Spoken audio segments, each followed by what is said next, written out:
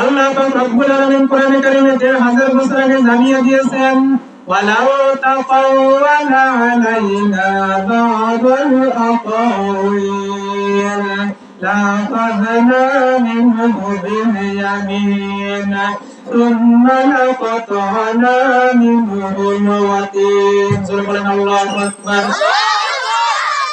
সূরা হাক্কাতের 44, 45 এবং 46 নম্বর আয়াত আল্লাহ পাক রব্বুল আলামিন এই আয়াতে কারিমাগুলোর মধ্যে জানিয়ে দিলেন, আমি আল্লাহ রাব্বুল আলামিন যে কোরআনুল কারীম নাযিল করেছি, এই কোরআনুল কারীমে যদি বিশ্বনবী মুহাম্মদ রাসূলুল্লাহ সাল্লাল্লাহু আলাইহি ওয়াসাল্লাম এই কিতাবে যদি বিশ্বনবী মুহাম্মদ রাসূলুল্লাহ নিজের মন গড়া চিন্তা ভাবনা করে যদি কোনো কথা এখানে ঢোকাতেন, নিজের মন গড়া যদি কোনো বাক্য এখানে ব্যবহার করতেন, লা'খাযনা মিনহু বিল ইয়ামিন, আমি রব্বুল আলামিন অবশ্যই তাকে ডাইন হাত দ্বারা ধরতাম। বলেন সুবহানাল্লাহ।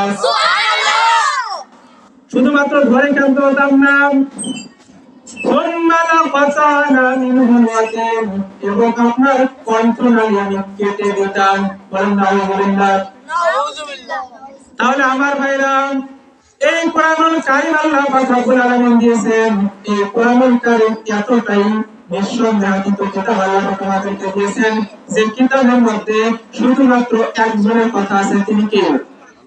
আল্লাহ। তিনি একমাত্র আল্লাহ।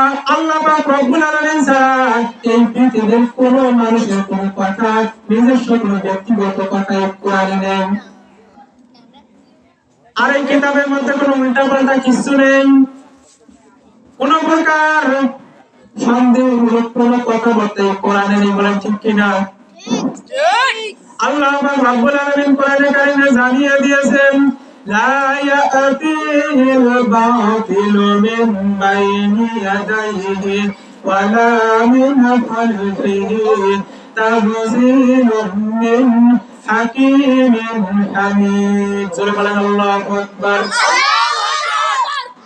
সূরা হামিম 44 নম্বর আয়াত আল্লাহ পাক রব্বুল আলামিন এই আয়াতের মধ্যে জানিয়েছিলেন, এই যে কোরআনুল কারীম রব্বুল আলামিন নাযিল করেছে, এই কোরআনের মধ্যে সামনে থেকে, পিছনে থেকে, ডানে থেকে কিংবা বামে থেকে এর মধ্যে কোনো বাতিল প্রবেশ করতে পারবে না। বলেন আল্লাহু আকবার।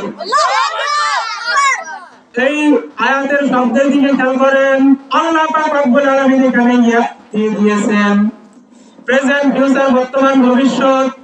শুধু বর্তমানে না, কিয়ামত পর্যন্ত যতদিন পৃথিবী থাকবে ততদিন পর্যন্ত এই কিতাবের মধ্যে কোনো বাতিল প্রবেশ করতে পারবে না। বলেন আল্লাহু আকবার। তাহলে আমার ভাইরা, আমি আজকে বক্তব্যের শুরুতে যে আয়াতে কারিমা তেলাওয়াত করেছি, আল্লাহ পাক রব্বুল আলামিন কোরআনে কারিমে জানিয়ে দিলেন, وَمَن يَبْتَغِ غَيْرَ الْإِسْلَامِ دِينًا فَلَن يُقْبَلَ مِنْهُ وَهُوَ فِي الْآخِرَةِ مِنَ الْخَاسِرِينَ।